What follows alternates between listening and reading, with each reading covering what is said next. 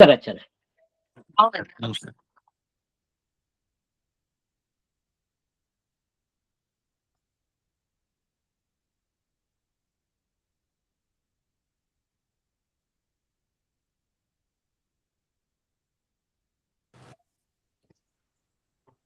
सुमतिभिरनुमेयं शुभ्रकाजं सखाजं सुखमयमनपायं मुक्त्युपायं विमायं ग्रहयमहममेयं ध्येयमाम्नायगेयं सतजमसतजेयं श्रीसहाजं भजेयम्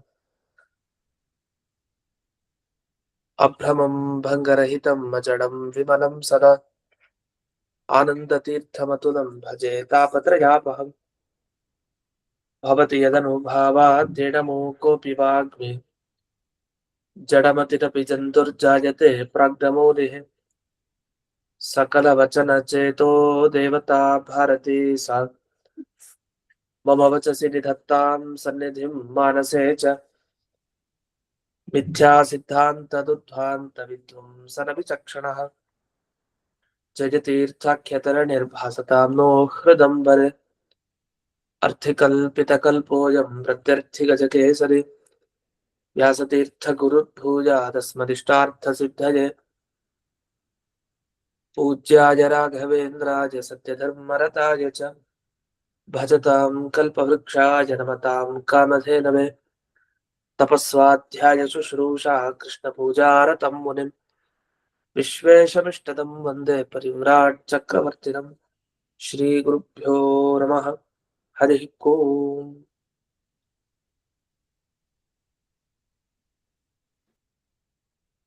ಇದುವರೆಗೆ ನಮಸ್ಕಾರ ಗುರು. ಮೊದಲನೇ ಶ್ಲೋಕದಲ್ಲಿ ರಾಯರ ವ್ಯಾಖ್ಯಾನದ ವಿವರಣೆ ಆಗ್ತಾ ಇತ್ತು.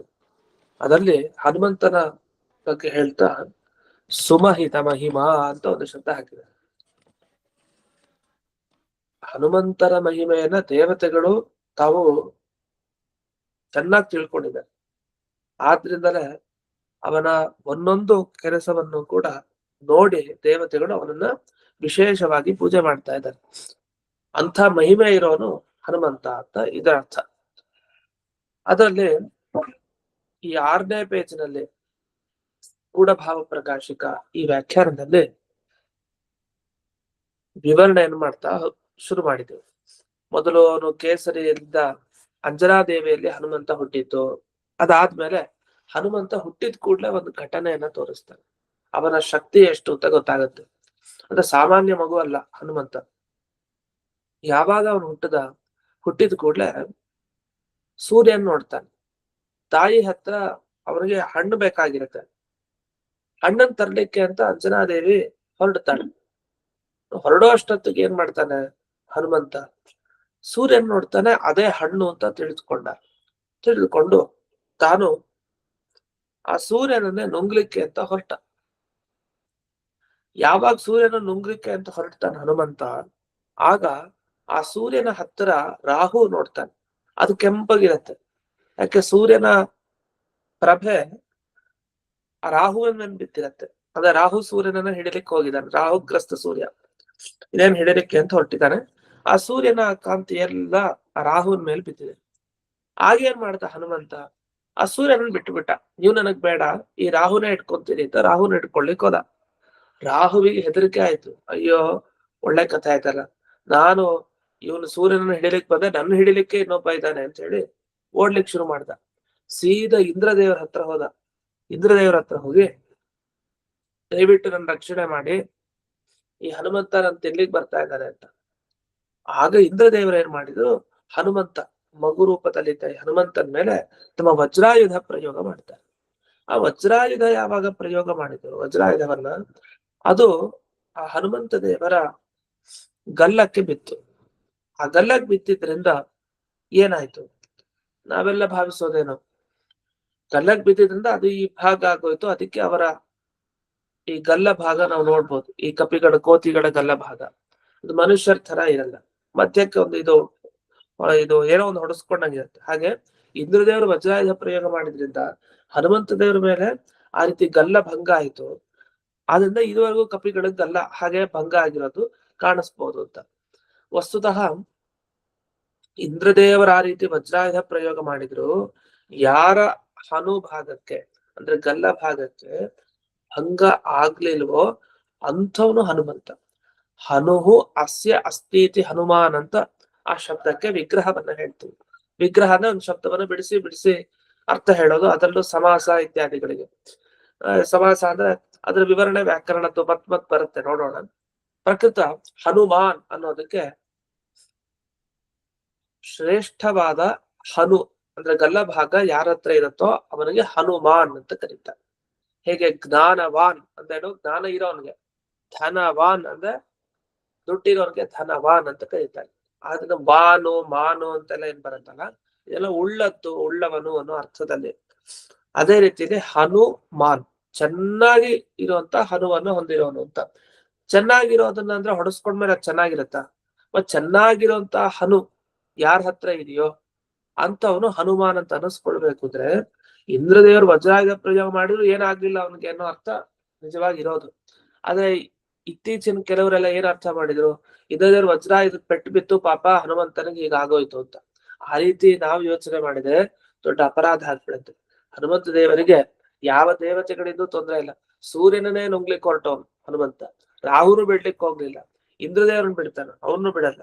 ಎಲ್ಲರ ಮೇಲೆ ಹನುಮಂತ ಇದ್ದಾನೆ, ಯಾಕಂದ್ರೆ ವಾಯುದೇವರ ಸಾಕ್ಷಾತ್ ಅವತಾರ ಹನುಮಂತ. ಆದ್ರಿಂದ ಮತ್ತು ಈ ರೀತಿ ಈ ಚರಿತ್ರೆ ಏನಿದೆ, ಈ ಚರಿತ್ರೆನೆಲ್ಲ ತಿಳ್ಕೊಳ್ಬೇಕು ಅಂತ ಅದನ್ನು ಪೂರ್ಣ ವರ್ಣಿಸ್ಲಿಲ್ಲ ಇಲ್ಲಿ ರಾಯರು.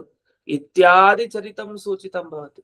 ಹೀಗೆ ಈ ಚರಿತ್ರೆ ಮುಂದಕ್ಕಿದೆ, ಈ ತರ ಬೇಕಾದಷ್ಟು ಆ ಮಹಿಮೆ ಇದೆ ಹನುಮಂತಂದು, ಅದನ್ನೆಲ್ಲ ತಿಳ್ಕೊಳ್ಬೇಕು ಅಂತ ಇದನ್ನೆಲ್ಲ ಸೂಚನೆ ಮಾಡ್ಲಿಕ್ಕೆ ಇಲ್ಲಿ ಹನುಮಂತ ವಿಜಯದಲ್ಲಿ ಸುಮಹಿತ ಮಹಿಮಾ, ದೇವತೆಗಳು ಕೂಡ ಪೂಜೆ ಮಾಡುವಂತ ಅವನ ಮಹಿಮೆ.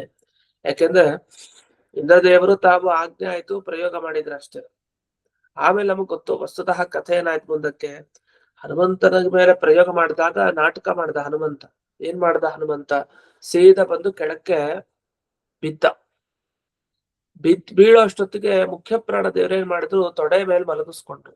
ಹನುಮಂತನ ತೊಡೆ ಮೇಲೆ ಮಲಗಿಸ್ಕೊಂಡು ಕೋಪ ಬಂದ್ಬಿಡ್ತು ಯಾರಿಗೆ, ಮುಖ್ಯ ಪ್ರಾಣ ದೇವರಿಗೆ. ನಮ್ಮ ಮಗು ಹನುಮಂತನಿಗೆ ಹೀಗ್ ಮಾಡಿದ್ರಲ್ಲ ಇವ್ರು ಅಂತ ಹೇಳಿ ಒಂದು ನಿಮಿಷದಲ್ಲಿ ಉಸಿರುಗಟ್ಟಿಸ್ಬಿಡ್ತಾರೆ ಯಾರು, ಮುಖ್ಯ ಪ್ರಾಣದೇವ. ಆಗ ಇಂದ್ರದೇವರಿಂದ ಹಿಡಿದು ಎಲ್ರೂ ಒದ್ದಾಟ. ಆಮೇಲೆ ಎಲ್ಲ ಜ್ಞಾನೋದಯ ಆಯ್ತು, ನಾವು ತಪ್ಪು ಮಾಡ್ಬಿಟ್ವಿ, ಇದ ಹನುಮಂತನಿಗೆ ಪ್ರಹಾರ ಮಾಡ್ಬಾರ್ದಿತ್ತು ಅಂತೆಲ್ಲ ಇಂದ್ರದೇವರಿಗೆಲ್ಲ ಅನಿಸಿದ ಕೂಡ್ಲೆ ಅವ್ರು ತಡಿಲಿಕ್ಕೆ ಆಗ್ತಾ ಇಲ್ಲ. ಬ್ರಹ್ಮದೇವರ ಹತ್ರ ಪ್ರಾರ್ಥನೆ ಮಾಡಿದ್ಮೇಲೆ ಬ್ರಹ್ಮದೇವರು ಬರ್ತಾರೆ. ಬ್ರಹ್ಮದೇವರು ಬಂದು ಮುಖ್ಯ ಪ್ರಾಣದೇವರನ್ನ ಸಮಾಧಾನ ಮಾಡ್ತಾರೆ, ಇರ್ಲಿ ಬಿಟ್ಬಿಡಿ ದೇವತೆಗಳನ್ನ ಅಂತ ಸಮಾಧಾನ ಮಾಡಿದ್ಮೇಲೆ ಆಮೇಲೆ ಮೋಚನೆ ಆಯ್ತು ಅಂತ ಬ್ರಹ್ಮದೇವರು ಹೇಳಿದ ಮಾತಿಗೆ ಆಮೇಲೆ ಇಂದ್ರದೇವರು ಬಂದು ಸತ್ಕಾರ ಎಲ್ಲ ಮಾಡ್ತಾರೆ ಹನುಮಂತನಿಗೆ, ಮುಖ್ಯ ಪ್ರಾಣದೇವರಿಗೆಲ್ಲ. ಈ ತರ ಮುಂದಿನ ಘಟನೆ ಎಲ್ಲ ಇದೆ. ಇದನ್ನ ನಾವೇನ್ ಮಾಡ್ಬೇಕು ಅಂದ್ರೆ ಸಂಗ್ರಹ ರಾಮಾಯಣ ಓದ್ಬೇಕು. ಆ ಭಾಗದಲ್ಲಿ ಇದೆಲ್ಲ ಸಿಗುತ್ತೆ. ನಾರಾಯಣ ಪಂಡಿತಾಚಾರ್ಯರ ಮಣಿಮಂಜರಿ ಓದ್ತಾಗ ಒಂದಿಷ್ಟು ವಿಷಯ, ಈ ಹನುಮಂತ ವಿಜಯ ಓದ್ತಾಗ ಒಂದಿಷ್ಟು ವಿಷಯ, ಸಂಗ್ರಹ ರಾಮಾಯಣ ನೋಡಿದಾಗ ಒಂದಿಷ್ಟು ವಿಷಯ, ಹೀಗೆ ಒಂದೊಂದೇ ಗ್ರಂಥ ಅವರದೇ ನೋಡಿದಾಗ ಒಂದೊಂದ್ ಕಡೆ ಜಾಸ್ತಿ ಹೇಳಿದ್ದಾರೆ, ಅದನ್ನ ಇನ್ನೊಂದ್ ಕಡೆ ಅಪ್ಲೈ ಮಾಡ್ಕೊಬೇಕು ಈ ತರ. ಈಗ ಇಲ್ಲಿ ಗೂಢಭಾವ ಪ್ರಕಾಶಕ ಪಂಕ್ತಿಯಲ್ಲಿ ನಮ್ಗೆ ಹೇಗ್ ಸಿಗತ್ತೆ ನೋಡೋಣ. ಇದೇ ಘಟನೆನ ರಾಯರು ಒಂದು 3-4 ಲೈನಲ್ಲಿ ಹೇಗ್ ವರ್ಣಿಸಿದ್ದಾರೆ. ಇಲ್ಲಿ 2ನೇ ಲೈನ್ ಅನೇನ, ಈ 6ನೇ ಪೇಜಲ್ಲಿ 2ನೇ ಲೈನು ಗೂಢಭಾವ ಪ್ರಕಾಶಿಕ ಬೋಲ್ಡ್ ಲೆಟರ್ ಅಲ್ಲಿ ಇದೆಯಲ್ಲ ಅದು. ಅನೇನ ಜನನ ಅನಂತರಮೇವ, ಹುಟ್ಟಿದ ಕೂಡಲೇ, ಉದ್ಯದ ಆದಿತ್ಯಂ ಆಗ್ತಾನೆ, ಸೂರ್ಯೋದಯ ಆಗ್ತಾ ಇದೆ, ಅಂತಹ ಸೂರ್ಯನನ್ನ ಗ್ರಸಿತು ಅದನ್ನ ಹಿಡ್ಕೊಳ್ಳಿಕ್ಕೆ, ಅದನ್ನ ತಿನ್ಲಿಕ್ಕೆ, ಅಭ್ಯುತ್ಪದಂತ ಮೇಲ್ಮೇಲೆ ಹಾರ್ತಾ ಬಂದಿದ್ದಾನೆ. ಆಗೇನಾಯ್ತು, ಆದಿತ್ಯ ಸಮೀಪಸ್ಥಂ, ಆ ಸೂರ್ಯನ ಹತ್ತಿರಕ್ಕೆ ಇದ್ದಾನೆ. ಯಾರು, ರಕ್ತಂ ರಾಹು, ಕೆಂಪಗಿರುವಂತ ರಾಹು. ಅದೇ ಕೆಂಪಗಾಗೋದ ರಾಹುವಿನ ಬಣ್ಣ ಬೇರೆ ಅಲ್ವಾ ಅಂತಂದ್ರೆ ಅದಕ್ಕೆ ಹೇಳ್ತಾರೆ ತತ್ ಕಾಂತ್ಯ, ಸೂರ್ಯನ ಕಾಂತಿಯಿಂದ ಅವನು ಹಾಗೆ ಕಾಣ್ತಾ ಇದ್ದಾನೆ. ಆಗ ಆದಿತ್ಯಂ ತ್ಯಕ್ತ್ವ, ಆದಿತ್ಯನನ್ನು ಬಿಟ್ಟು ಹನುಮಂತ ಯಾರು ನೋಡ್ದ, ರಾಹುಂ ದೃಷ್ಟ, ರಾಹುವನ್ನು ನೋಡ್ದ. ಆಗ ರಾಹುಮೇವ ಅಭಿಸಸಾರ, ರಾಹುವಿನ ಹತ್ರಕ್ಕೆ ಓಡ್ ಹೋದ ಹನುಮಂತ. ರಾಹು ಏನ್ ಮಾಡ್ದ, ರಾಹುಶ್ಚ ಇಂದ್ರಂ ಶರಣಂ ಪ್ರಾಪ್ತ, ಇಂದ್ರದೇವರ ಹತ್ರ ಶರಣಾಗತಿಯನ್ನ ಹೊಂದಲಿಕ್ಕೆ ಅಂತ ಹೊರಟ. ಇಂದ್ರಶ್ಚ, ಇಂದ್ರದೇವರು ಏನ್ ಮಾಡಿದ್ರು, ತಸ್ಮೈ ಶಿಶವೇ, ಆ ಮಗುವಿಗೆ ವಜ್ರಂ ಮುಮೋಚ, ವಜ್ರಾಯುಧವನ್ನ ಪ್ರಯೋಗ ಮಾಡಿದ್ರು. ಆಗ ತೇನ ಭಂಗ ಮಾಪ, ಆಗ ಆ ಹನು ಭಂಗ ಆಯ್ತು ಅಂತ. ಆ ರೀತಿ ಭಂಗ ಆಗಿದೆ, ಪೂರ್ತ ಹೊಟ್ಟೋಗ್ಬಿಡ್ಬೇಕಾಗಿತ್ತು ಇಂದ್ರದೇವರು ವಜ್ರಾಯುಧ ಪ್ರಯೋಗ ಮಾಡಿದ್ದಕ್ಕೆ. ಆದ್ರೂ ಇರ್ಲಿ, ಅವನ್ ಪಾಪ ಇಂದ್ರದೇವರು ಪ್ರಯೋಗ ಮಾಡಿದ್ದಾರೆ ಅಂತ ಸಹಿಸಿಕೊಂಡು ಹಾಗೆ ಸುಮ್ನಾಗ್ಬಿಟ್ಟು ಆ ಅರ್ಥವನ್ನ ಇಲ್ಲಿ ಗ್ರಹಿಸ್ಬೇಕು. ಇತ್ಯಾದಿ ಚರಿತಂ ಸೂಚಿತಂ ಭವತಿ. ಅದು ಯಾಕೆಂದ್ರೆ ಸಂಸ್ಕೃತಲ್ಲಿ ಹನುಮಾನ್, ಜ್ಞಾನವಾನ್, ಮತಿಮಾನ್ ಅಂತ ಇದೆ. ಮತಿಮಾನ್ ಅನ್ನೋ ಶಬ್ದ ಒಂದಿದೆ ಸಂಸ್ಕೃತದಲ್ಲಿ, ಅಥವಾ ಬುದ್ಧಿಮಾನ್ ಅಂತ ತಗೊಳ್ಳಿ. ಈ ಬುದ್ಧಿವಂತ ಅಂತೆಲ್ಲ ಹೇಳ್ತೀವಲ್ಲ, ಸಂಸ್ಕೃತದಲ್ಲಿ ಬುದ್ಧಿವಾನ್ ಅನ್ನಲ್ಲ, ಬುದ್ಧಿಮಾನ್ ಅಂತ ಹೇಳ್ತಾರೆ. ಬುದ್ಧಿಮಾನ್ ಅಂತ ಯಾರನ್ನ ಕರೀತಾರೆ? ಬುದ್ಧಿ ಇಲ್ದೇ ಇರೋನ ಕರೀತಾರ, ಬುದ್ಧಿ ಇರೋನ ಕರೀತಾರ? ಒಳ್ಳೆ ಬುದ್ಧಿ ಇರೋನಿಗೆ ಬುದ್ಧಿಮಾನ್ ಅಂತ ಕರೀತಾರೆ. ಹಾಗಾದ್ರೆ ಯಾವತ್ತು ಈ ಮಾನ್, ವಾನ್ ಈ ಶಬ್ದಗಳನ್ನೆಲ್ಲ ಬಳಸ್ತೀವಿ ಅಂದ್ರೆ ಆ ಅರ್ಥ ತುಂಬಾ ಚೆನ್ನಾಗಿರ್ಬೇಕು. ಅದ್ರಲ್ಲಿ ಏನೋ ಅರ್ಧಂಬರ್ಧ ಅಥವಾ ಕೆಟ್ಟ ಹೋಗಿದ್ರೆ ಆ ಅರ್ಥ ಆ ವಸ್ತುವಿನ ಇಲ್ದೆ ಹೋದ್ರೆ ಅಲ್ಲಿ ಬಳಸಲ್ಲ ಅವನ್ನೆಲ್ಲ. ಈ ಮಾನ್ ಅನ್ನೋದನ್ನೆಲ್ಲ ಬಳಸ್ಬೇಕು ಅಂದ್ರೆ ಚೆನ್ನಾಗಿದೆ ಅಂತ ಅರ್ಥ. ಬುದ್ಧಿಮಾನ್ ಅಂದ್ರೆ ಒಳ್ಳೆ ಬುದ್ಧಿ ಇರೋನು. ಹಾಗೆ ಹನುಮಾನ್ ಅಂದ್ರೆ ಗಲ್ಲ ಭಂಗ ಮಾಡಿಸ್ಕೊಂಡಿರೋನು ಅಂತಂದ್ರೆ ಅರ್ಥ ಬರೋದೇ ಇಲ್ಲ ಸಂಸ್ಕೃತ. ಅದರಿಂದ ಎಚ್ಚರಿಕೆಯಿಂದ ಶಬ್ದಗಳು ಪ್ರಯೋಗಿಸ್ಬೇಕು. ಈಗ ಗೋಮಾನ್ ಅಂತ ಇದೆ. ಗೋ ಅಂದ್ರೆ ಹಸುಗಳು. ಗೋಮಾನ್ ಅಂದ್ರೆ ಏನರ್ಥ? ಒಳ್ಳೆ ಹಸು ಇಟ್ಟಿದಾನಪ್ಪ ಇವನು, ಗೋಶಾಲೆ ತುಂಬಾ ಚೆನ್ನಾಗಿದೆ ಅವನ ಹತ್ರ ಅಂತ ಗೋಮಾನ್ ಅಂತ ಹೇಳ್ತೀವಿ. ಇಲ್ಲ ಇಲ್ಲ, ಎಲ್ಲ ಹಸುಗಳಿವೆ, ಎಲ್ಲ ಒಂದಕ್ಕೆ ಹಲ್ಲಿಲ್ಲ ಸರಿಗೆ, ಇನ್ನೊಂದಕ್ಕೆ ಇನ್ನೊಂದಿಲ್ಲ, ಎಲ್ಲ ಅರ್ಧಂಬರ್ಧ. ಹಸುಗಳು ಕೆಲವುದು ವಯಸ್ಸಾಗ್ಬಿಟ್ಟಿದೆ, ಕೆಲವು ಹಾಲು ಕೊಡಲ್ಲ, ಅವ್ನಿಗೆ ಗೋಮಾನ್ ಅಂತ ಕರೀತಾರ? ಅಯ್ಯೋ, ಗೋಮಾನ್ ಅಂತ ಕರಿಯಲ್ಲ. ಗೋ ಸಂಪತ್ತಿರೋ ಅಂದ್ರೆ ಚೆನ್ನಾಗಿರೋ ಹಸುಗಳನ್ನ ಹೊಂದಿರೋನು ಅಂತ. ಅದರಿಂದ ಗೋಮಾನ್ ಅನ್ನೋ ಶಬ್ದಕ್ಕೂ ಅದೇ ಅರ್ಥ. ಇದ್ಯಾಕೆ ಶ್ರೀಮಾನ್ ಅಂತ ಹೇಳ್ತೀವಿ, ಶ್ರೀಮಂತ ಅಂತ ಹೇಳ್ತೀವಲ್ಲ, ಶ್ರೀಮಂತ ಅಂತ ಕನ್ನಡದಲ್ಲಿ ಹೇಳ್ತೀವಿ, ಸಂಸ್ಕೃತದಲ್ಲಿ ಶ್ರೀಮಾನ್ ಅಂತ ಹೇಳ್ತಾರೆ. ಶ್ರೀಮಾನ್ ಅಂತ ಯಾರಿಗೆ ಹೇಳ್ತಾರೆ? ಶ್ರೀ ಒಳ್ಳೆ ದುಡ್ಡಿರೋನ್ಗೆ ಹೇಳ್ತಾರೆ. ದುಡ್ಡು ಒಂದು 10 ರೂಪಾಯಿ ಇರೋನ್ಗೆ ಯಾರು ಶ್ರೀಮಾನ್ ಅನ್ನದ? ಹಾಗಾದ್ರೆ ಈ ತರ ಎಲ್ಲ ನೋಡಿದಾಗ ಹನುಮಾನ್ ಅಂತ ಏನ್ ಬಳಸ್ತೀವಿ, ಈ ಶಬ್ದಕ್ಕೆ ಒಳ್ಳೆ ಹನು ಇರೋನ್ಗೆ ಹನುಮಾನ್ ಅಂತ, ಅಷ್ಟು ಚೆನ್ನಾಗಿದೆ ಒಂದು ಅಂತ ಅರ್ಥ. ಈ ರೀತಿ ಹನುಮಾನ್ ಅನ್ನೋ ಶಬ್ದದ ನಿಜವಾದ ಅರ್ಥ. ಇನ್ನು ರಾಯರ ಮುಂದಿನ ಟಿಪ್ಪಣಿ ಭಾಗಕ್ಕೆ ಹೋಗೋಣ. 7ನೇ ಪೇಜು. ರಾಮಸ್ಯ ನಿದೇಶ. ಈಗ ರಾಮ ಅಪ್ಪಣೆ ಮಾಡ್ದ, ಹನುಮಂತ ತಾನೇನ್ ಕೆಲಸ ಮಾಡ್ದ? ರಾಮ ಅಪ್ಪಣೆ ಮಾಡಿದ್ ಏನು? ಅದಕ್ಕೆ ಇಲ್ಲಿ ಬರೆದ್ರು, ಸೀತಾ ಅನ್ವೇಷಣಾಯ ಯಾಹಿ ಇತಿ ಅನುಶಾಸನ. ಸೀತೆಯನ್ನ ಹುಡುಕ್ಲಿಕ್ಕೋಸ್ಕರ ನೀನ್ ಹೋಗು ಅಂತ ಅಪ್ಪಣೆಯನ್ನ ಮಾಡ್ದ, ಅನುಶಾಸನೆ ಮಾಡ್ದ. ಆಗ ಹನುಮಂತ ಏನ್ ಮಾಡ್ದ? ಸಮುದ್ರವನ್ನ ದಾಟಿದ. ಇಲ್ಲಿ ಏನ್ ಮಾಡಿದ್ರು? ಸಮುದ್ರ ದಾಟಿದ್ ಎಷ್ಟು ಸಲಿ ವಸ್ತುದ ಹನುಮಂತ? ಒಂದ್ಸಲಿ ಅಲ್ಲ. ರಾಮ ಅಪ್ಪಣೆ ಮಾಡಿದ, ಆಯ್ತಪ್ಪ ಸೀತೆಯನ್ನು ಹುಡುಕ್ಲಿಕ್ಕೆ ಹೋಗು, ಸರಿ ಹೋದ, ಹೋಗ್ಬಿಟ್ಟು ಅಲ್ಲೇ ಬಿಟ್ರೆ ಕಥೆ ವಾಪಸ್ ಬರ್ಬೇಕಲ್ಲ. ಹಾಗಾದ್ರೆ ಸಮುದ್ರವನ್ನ ದಾಟಿದ್ 2 ಸಲಿ. ಒಂದು ಈ ಕಡೆಯಿಂದ ಲಂಕೆಗೆ, ಆಮೇಲೆ ಲಂಕೆಯಿಂದ ಈ ಕಡೆ 2 ಸಲಿ ಆಯ್ತು ಸಮುದ್ರವನ್ನ ದಾಟಿದ್ದ ಹನುಮಂತ. ಅದನ್ನ 2 ಸಲಿ ಅನ್ನೋದನ್ನ ಇಲ್ಲಿ ಹೇಳಿಲ್ವಲ್ಲ ಅಂದ್ರೆ, ಆ 2 ಅನ್ನೋದನ್ನ ತಿಳಿಸ್ಲಿಕ್ಕೇನೆ ಇಲ್ಲಿ ಸಾಮಾನ್ಯವಾಗಿ ಹೇಳಿದ್ರು, ಉಲ್ಲಂಘಿತ ಅಬ್ಧಿ ಅಂದ್ರೇನು? ಸಮುದ್ರ. ಈ ಸಮುದ್ರವನ್ನ ದಾಟಿದ ಅಷ್ಟೇ. ಎಷ್ಟು ಬಾರಿ? 2 ಸಲಿ ಅಂತ ಅರ್ಥ. ಯಾಕೆ ಅದಕ್ಕೋಸ್ಕರ ಸಾಮಾನ್ಯವಾಗಿ ಹೇಳಿತ್ತು. ಅದನ್ನ 3 ಸರಿನೋ 1 ಸರಿನೋ ಅಂತ ಹಾಗೆಲ್ಲ ಹೇಳಲಿಲ್ಲ. ಉಲ್ಲಂಘಿತ ಅಬ್ಧಿ, ಸಮುದ್ರವನ್ನ ದಾಟಿದ ಹನುಮಂತ ಅಂತ ಅಷ್ಟೇ. ಇಲ್ಲಾಂದ್ರೆ 1 ಬಾರಿ ಸಮುದ್ರವನ್ನ ದಾಟಿದ ಅಂತ ಹೇಳ್ಬೇಕಾಯ್ತು, ಅದೇನು ಹೇಳಿಲ್ಲ.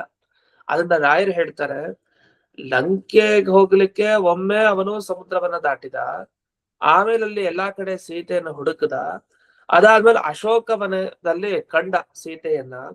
ಆಗ ಸೀತೆಗೆ ರಾಮನ ಉಂಗುರ ಕೊಟ್ಟ ಹನುಮಂತ. ಆಮೇಲೆ ಸೀತಾದೇವಿಯಿಂದ ಚೂಡಾಮಣಿ ತಗೊಂಡ. ಆಮೇಲೆ ಅಶೋಕವನವನ್ನ ಧ್ವಂಸ ಮಾಡಿದ.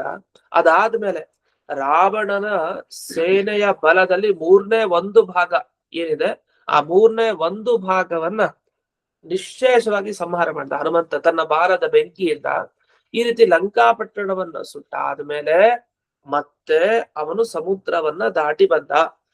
ಹಾಗಾದ್ರೆ ಸಮುದ್ರವನ್ನ ದಾಟಿದ ಅಂತ ಎಲ್ಲ ಸೇರಿಸ್ಕೊಂಡ್ಬಿಡ್ಬೇಕು ಇದನ್ನ ಅಂತಾರೆ ರಾಯರು. ರಾಮಾಯಣದ ಕಥೆಯನ್ನ ಹೇಗೆ ಹಾಸು ಹೊಕ್ಕಾಗಿದೆ ಇಲ್ಲಿ ಅಂದ್ರೆ, ಒಂದೊಂದು ಶಬ್ದ ಆಡ್ತಾರೆ ಅಂದ್ರೆ ಇಷ್ಟೆಲ್ಲ ಸೇರ್ಕೊಬೇಕಿಲ್ಲಿ. ಈ ತರ ನೀವು ಈ ಕಾವ್ಯ ಗ್ರಂಥಗಳಲ್ಲಿ ಈ ರೀತಿ ತಿಳ್ಕೊಂತೀವಿ. ಯಾಕೆ ರಾಮನ್ ಕಥೆ ಗೊತ್ತಿದೆ ನಮಗೆ, ರಾಮಾಯಣದ ಹಲವು ಭಾಗ ಗೊತ್ತಿರುತ್ತೆ, ಹನುಮಂತನ ಕಥೆ ಗೊತ್ತಿರುತ್ತೆ. ನಾವು ಜೋಡಿಸ್ಕೊಳ್ತೀವಿ. 1 ಶಬ್ದ ಹಾಕಿದ್ರು ರಾಮ ಅಪ್ಪಣೆ ಮಾಡ್ದಂದ್ರೆ ಮುಂದೆ ಏನೇನಾಯ್ತು ಎಲ್ಲ ತಲೆಗೆ ಬರುತ್ತೆ ನಮ್ಗೆ. ಈ ತರ ನಮಗೆ ಶಾಸ್ತ್ರ ಗ್ರಂಥಗಳಲ್ಲಿ ಬರ್ಬೇಕು. ಯಾವ ಗ್ರಂಥ? ಈ ವ್ಯಾಸತ್ರಯ, ತರ್ಕತಾಂಡವ, ನ್ಯಾಯಾಮೃತ, ಚಂದ್ರಿಕೆ ಎಲ್ಲ ಇದೆ. ಅಲ್ಲೆಲ್ಲ ವ್ಯಾಸರಾಜರು ಅಥವಾ ನ್ಯಾಯಸುಧಾದರಿ ಜಯತೀರ್ಥರು ಏನೊಂದು ಶಬ್ದವನ್ನ ಬಳಸ್ತಾರೆ, ಬಳಸಿದ ಕೂಡಲೇ ಓ ಇಷ್ಟೆಲ್ಲ ಅರ್ಥ ಇದೆ ಇದಕ್ಕೆ ಅಂತ ಸಹಜವಾಗಿ ಅರ್ಥ ಆಗ್ಬೇಕು. ಆ ರೀತಿ ಅರ್ಥ ಆದ್ರೆ ಅವನೊಬ್ಬ ವಿದ್ವಾಂಸ ಆಗ್ತಾನೆ, ಇಲ್ಲಾಂದ್ರೆ ಆಗಲ್ಲ. ಕೇವಲ ಆ ವಾಕ್ಯ ಅರ್ಥ ಗೊತ್ತಾದ್ರೆ ಉಪಯೋಗ ಇಲ್ಲ, ಆಗ ವಿದ್ವಾಂಸ ಆಗ್ಲಿಕ್ಕೆ ಸಾಧ್ಯ ಇಲ್ಲ ಅವನು. ಈ ರೀತಿ ಹೇಗೆ ಇಲ್ಲಿ ರಾಯರು ಬರೀತಾರಲ್ಲ, ಅವನು ಉತ್ತೀರ್ಣವಾರಿಧಿ ಅಂತ ಹೇಳಿದ್ದಾರೆ. ಸಮುದ್ರ ದಾಟಿದ ಅಂತಂದ ಕೂಡಲೇ ಎಷ್ಟು ವಿಷಯ ಇದೆ ಅಲ್ಲಿ. ಈ ಕಡೆಯಿಂದ ಅವನು ಹೊರಟ ಅಷ್ಟೇ, ಆಮೇಲೆ ವಾಪಸ್ ಬಂದ್ಬಿಟ್ಟ ಅಂತನ, ಅಲ್ಲಿ ಏನೇನಾಯ್ತು ಎಲ್ಲಾ ಗೊತ್ತಿದ್ದು ಮತ್ ಸಮುದ್ರ ದಾಟ್ಕೊಂಬಂದ ಅಂತ ಅರ್ಥ. ಇಷ್ಟು ವಿಷಯನ ಅವರೊಂದು ಶಬ್ದ ಬಳಸ್ದಾಗ ತಿಳ್ಕೊಳ್ಳುವಂತ ಒಂದು ಚಾತುರ್ಯ ಬೇಕದು. ಆ ಚಾತುರ್ಯವನ್ನ ಈ ವ್ಯಾಖ್ಯಾನ ಓದಿನೇ ಬರೋದದು. ಹಾಗೆ ಬರಲ್ಲ ಚಾತುರ್ಯ, ಯಾಕಂದ್ರೆ ಮೂಲ ಶ್ಲೋಕದಲ್ಲಿ ಏನೋ ಸಿಗಲ್ಲ ನಮಗ್ ಜಾಸ್ತಿ. ಅರೇನೋ ಹನುಮಂತ ಹಾರ್ದ ರಾಮನ ಅಪ್ಪಣೆ ಅಂತ ಅಷ್ಟೇ, ಇನ್ನೇನಿಲ್ಲ ಅಂದ್ರಲ್ಲಿ. ರಾಮನ ಅಪ್ಪಣೆಯಿಂದ ಹನುಮಂತ ಹಾರ್ದ ಅನ್ನೋದಕ್ಕೆ ಏನ್ ಅರ್ಥ, ಅದನ್ನ ಇಷ್ಟು ಅಂದ್ರೆ ಆ ರೀತಿ ಬಿಡಿಸಿದ. ಇದನ್ನ ಈಗ ಪಂಕ್ತಿ ಮುಖಾಂತರ ನೋಡೋಣ. ಇದು ಎರಡನೇದಲ್ಲಿ ಇದೆ ನೋಡಿ, ಉಲ್ಲಂಘಿತಾಬ್ಧಿ ಸಾಮಾನ್ಯೋಕ್ತಿಯ ದ್ವಿರುಲ್ಲಂಘನಸ್ಯಾಪಿ, 2 ಬಾರಿ ಅವನು ಹಾರಿದಾನೆ ಅಂತ ಹೇಳಿದ್ರಿಂದ ಉಲ್ಲಂಘನ ಅಂತ ಹೇಳ್ತಾರೆ. ಉಲ್ಲಂಘನ ಅಂದ್ರೆ ನಿಯಮೋಲ್ಲಂಘನ ಮಾಡೋದು ಅಂತ ಹೇಳ್ತೀವಲ್ಲ, ರೂಲ್ಸ್ ಹೀಗಿದೆ ಆದ್ರೂ ನಾವು ಮೀರ್ತೀವಿ. ಟ್ರಾಫಿಕ್ ರೂಲ್ಸ್ ನ ನಿಯಮ ಉಲ್ಲಂಘನ, ಮೀರೋದು ಅಂತ. ಆದ್ರೆ ಇಲ್ಲಿ ಉಲ್ಲಂಘನ ಅಂದ್ರೆ ಹಾರೋದು ಅಂತ ಅರ್ಥ. ಯಾಕೆ ಹಾರೋದು ಅಂತ ಅರ್ಥ? ಅದು ವಸ್ತುತಃ ಸಂಸ್ಕೃತದಲ್ಲಿ ಲಘಿ ಗತವ್, ಗಮನ ಅಂತ ಅರ್ಥ, ಹೋಗೋದು ಅಂತ ಅರ್ಥ. ಹೋಗೋದು ಉಲ್ಲಂಘನ, ಸರಿಯಾದ ಕ್ರಮ ಅಲ್ಲದೆ ಬೇರೆ ಕ್ರಮ ಆದ್ರೆ ಅದನ್ನು ಉಲ್ಲಂಘನ ಅಂತ ಕರೀತಾರೆ. ಈಗ ಸಮುದ್ರದ ಮೇಲೆ ನಡ್ಕೊಂಡು ಹೋಗ್ಬೇಕು, ನಡ್ಕೊಂಡು ಹೋಗ್ಲಿಕ್ಕೆ ಆಗಲ್ಲ, ಅದು ಹಾರ್ಕೊಂಡು ಹೋದ, ಅದು ಉಲ್ಲಂಘನ ಮಾಡಿದ ಅಂತ ಅರ್ಥ ಅಷ್ಟೇ. ಇದು ಲಂಕಾಂ ಪ್ರತಿ ಗಂತುಂ ಅಬ್ಧಿಂ ತೀರ್ಥ, ಲಂಕೆಗೆ ಹೋಗ್ಲಿಕ್ಕೆ ಸಮುದ್ರ ದಾಟಿದ. ಈ ಅಬ್ಧಿ ಅಂತ ಮಹಾಪ್ರಾಣ ಶಬ್ದ. ಅದಕ್ಕೆ ನಾವು ಇದನ್ನ ಹೇಳ್ತೀವಲ್ಲ, ಈಗ ಉಗ್ರ ರಥ ಶಾಂತಿ 60ನೇ ವರ್ಷ ಶಾಂತಿ, ಷಷ್ಠ್ಯಬ್ಧಿ ಆಯ್ತು ನಮ್ದು ಅಂತ ಹೇಳ್ತಾ ಇರ್ತಾರೆ. ಷಷ್ಠ್ಯಬ್ಧಿ ಆಯ್ತು, ಷಷ್ಠ್ಯಬ್ಧಿ ಮಾಡಿಸ್ಬೇಕು. ಷಷ್ಠ್ಯಬ್ಧಿ ಅಲ್ಲ ಅದು, ಯಾಕೆ ಅಬ್ಧಿ ಅನ್ನೋ ಪದವಂತಲ್ಲಿ ಅಬ್ಧಿ ಅನ್ನೋದಕ್ಕೆ ಸಮುದ್ರ ಅಂತ ಅರ್ಥ. ಅದು ಅಬ್ಧ, ಷಷ್ಠ್ಯಬ್ಧ ಅನ್ಬೇಕು, ಅದು ಅಲ್ಪ ಪ್ರಾಣ. ಇಲ್ಲಾಂದ್ರೆ 60 ವರ್ಷದ ಸಮುದ್ರ ದಾಟಿದ್ವಿ ಅಂತ ಅರ್ಥ ಆಗ್ಬಿಡುತ್ತೆ, ಅರ್ಥನೇ ಇರಲ್ಲ ಅದಕ್ಕೆ. ಷಷ್ಠ್ಯಬ್ಧಿ ಮಹೋತ್ಸವ ಅಂತನಾದ್ರು ಬೇಕಾದ್ರೆ ಹೇಳಿ, ಅದು ಹೊಸ ತಪ್ಪು, ಅದು ಹೇಳೋಂಗಿಲ್ಲ. ಷಷ್ಠ್ಯಬ್ಧ, ಷಷ್ಠ್ಯಬ್ಧಿ ಅಷ್ಟೇ, ಅಲ್ಪ ಪ್ರಾಣ, ಮಹಾಪ್ರಾಣ ಅಲ್ಲ. ಲಂಕೆಗೋಸ್ಕರ ಇವನು ಹೊರಟಲ್ಲ, ಅಬ್ಧಿಂ ತೀರ್ಥ. ಆಮೇಲೆ ಲಂಕಾಯಾಮ್ ಸರ್ವತ್ರ ಸೀತಾಮನ್ ವಿಷಯ, ಲಂಕೆಯಲ್ಲಿ ಎಲ್ಲಾ ಕಡೆ ಸೀತಾದೇವಿಯನ್ನ ಹುಡುಕದ. ಅಶೋಕೆ ತಾಮ್ ದೃಷ್ಟ, ಅಶೋಕದಲ್ಲಿ ನೋಡಿದ ಅಂದೇನು, ಅಶೋಕ ವನ ಅಂತ. ಅಶೋಕ ವನದಲ್ಲಿ ನೋಡಿದ, ಅಲ್ಲಿ ರಾಮಾಂಗುಲೀಯಕಂ, ರಾಮನ ಅಂಗುಲೀಯ ಏನಿದೆ, ಉಂಗುರ ಏನಿದೆ, ಅದನ್ನ ತಸ್ಯೈ ದತ್ವ, ಸೀತಾದೇವಿಗೆ ಕೊಟ್ಟು, ತತಃ ಚೂಡಾಮಣಿ ಮಾದಾಯ, ಆ ಸೀತಾದೇವಿಯಿಂದ ಚೂಡಾಮಣಿಯನ್ನು ತಗೊಂಡು ಅಶೋಕವನ ಉನ್ಮೂಲ್ಯ, ಅಶೋಕವನ ಸೀತಾದೇವಿ ಇರೋ ಜಾಗ ಬಿಟ್ಟು ಮಿಕ್ಕಿದ್ದನ್ನೆಲ್ಲ ನಾಶಪಡಿಸಿ, ರಾವಣಸ್ಯ ತೃತೀಯ ಭಾಗ ಬಲಂ ಹತ್ವ, ರಾವಣನ ಆ ಸೇನೆಯ 3ನೆಯ 1 ಭಾಗದ ಬಲ ಏನಿದೆ ಅಂದ್ರೆ 1 ಭಾಗವನ್ನ ನಿಶ್ಶೇಷವಾಗಿ ಕೊಂದು ಸಂಹಾರ ಮಾಡಿ, ಲಂಕಾಂ ದಗ್ಧ್ವ ಅಂದ್ರೆ ಲಂಕಾ ಪಟ್ಟಣವನ್ನ ಸುಟ್ಟು, ಪುನಃ ಅಬ್ಧಿಂ ತೀರ್ಣವನ್, ಮತ್ತೆ ಸಮುದ್ರವನ್ನ ದಾಟಿ ಬಂದ. ಇಷ್ಟ ಹೇಳ್ದಾಗಾಯ್ತು. ಇತಿ ಏತಾವದುಕ್ತಂ ಭವತಿ. ಇದು ಯಾಕೆ ಈ ಪದಗಳ ಅರ್ಥ ನಾವು ತಿಳ್ಕೊಳ್ಬೇಕು ಅಂದ್ರೆ ಸಂಸ್ಕೃತ ವ್ಯುತ್ಪತ್ತಿ ಬರುತ್ತೆ. ಇಲ್ಲಾಂದ್ರೆ ನಾವು ಶಾಸ್ತ್ರ ಗ್ರಂಥಗಳ ಅಥವಾ ಕಾವ್ಯ ಗ್ರಂಥಗಳ ಅಧ್ಯಯನ ಏನಾಗುತ್ತೆ, ವ್ಯರ್ಥ ಆಗ್ಬಿಡುತ್ತೆ. ನಮ್ಗೆ ಕಥೆ ಗೊತ್ತಾಗುತ್ತೆ ವಿಷಯ, ನಾವೀಗ ಅದನ್ನ ನಿಧಾನಕ್ಕೆ ತಗೊಳ್ತಾ ಹೋಗ್ಬೇಕು. ಸಂಸ್ಕೃತ ಓದೋ ಅಭ್ಯಾಸವನ್ನ ಮಾಡ್ಕೊಳ್ತಾ ಹೋಗ್ಬೇಕು. ಅವಾಗ ಸ್ತೋತ್ರ ಗ್ರಂಥಗಳಿಂದ ಏನ್ ಪಾಠ ಆಗಿತ್ತಲ್ಲ, ಅದನ್ನು ಹಾಗೆ ಗಮನಿಸ್ತಾ ಬಂದ್ರೆ ಸಂಸ್ಕೃತ ಶಬ್ದ ಪರಿಚಯ ಆಗತ್ತೆ. ಮತ್ತೆ ರಾಯರ ಗ್ರಂಥಗಳ ಪರಿಚಯ ಆದ್ರೆ ಸುಲಭ. ರಾಯರು ತುಂಬಾ ಸುಲಭವಾಗಿ ಬರೀತಾರೆ ವಸ್ತುತಃ, ಇದೆಲ್ಲ ತುಂಬಾ ಕಠಿಣವಾಗಿ ಅವ್ರು ಬರ್ದಿಲ್ಲ. ಮತ್ತೆ ಒಂದು ಕಥೆಯನ್ನು ಹೇಳ್ಬೇಕಾದ್ರೆ ಇದೆಲ್ಲ ಈ ತರ ಒಂದೊಂದು ವಾಕ್ಯವನ್ನ, ಉತ್ತ ವಾಕ್ಯವನ್ನ ಹಾಕಿ ಅಷ್ಟು ಕಥೆಯನ್ನ ಹೇಳ್ಬಿಡ್ತಾರೆ ಒಟ್ಟಿಗೆ. ಇದನ್ನೆಲ್ಲ ನೀವು ಹೇಗೆ ಇದನ್ನ ಅರ್ಥ ತಿಳ್ಕೊಳ್ಳೋದು ಅಂತ ಯೋಚಿಸೋದ್ ಬೇಡ.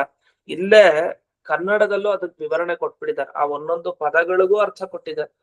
ರಾಜರ ವ್ಯಾಖ್ಯಾನದ ಒಂದೊಂದು ಪದಗಳಿಗೂ ಅರ್ಥ ಇಲ್ಲೇ ಇದೆ. ನಾ ಏನ್ ಹೇಳಿದ್ದೀನಿ ಅದು ಕರೆಕ್ಟ್ ಆಗಿ ನೀವು ಕೆಳಗಡೆ ಫಾಲೋ ಮಾಡಿದ್ರೆ, ನೀವೇ ಓದ್ಕೊಂಡು ಹೋಗ್ಬಿಟ್ರೆ ಸಿಗತ್ತೆ. ಆದ್ರೆ ಎಷ್ಟೋ ಒಮ್ಮೆ ಹೇಗೆ ಓದೋದು ಅಂತ ಗೊತ್ತಾಗಲ್ಲ, ಹೇಗ್ ನೋಡೋದು ಆ ಶಾಸ್ತ್ರ ಗ್ರಂಥ ಅನ್ನೋದು ಗೊತ್ತಾಗಲ್ಲ. ಹಾಗಾಗಿ ವಿವರಣೆಯನ್ನ ಮಾಡಿದ್ದೀನಿ, ಸ್ಪಷ್ಟವಾಗಿ ಅದನ್ನ ನೋಡ್ಕೊಂಡು ಹೋಗ್ತಾ ಇರಿ. ಇದನ್ನು ಪ್ರತಿ ದಿವಸ ಓದಷ್ಟು ನಿಮ್ಗೆ ಸಂಸ್ಕೃತ ಶಬ್ದಗಳ ಪರಿಚಯ ಆಗುತ್ತೆ. ಇಲ್ಲಿ ಆದಾಯ ಅಂತ ಹೇಳಿದ್ರು, ಆದಾಯ ಅಂದ್ರೆ ತೆಗೆದುಕೊಳ್ಳೋದು ಅಂತ ಅರ್ಥ.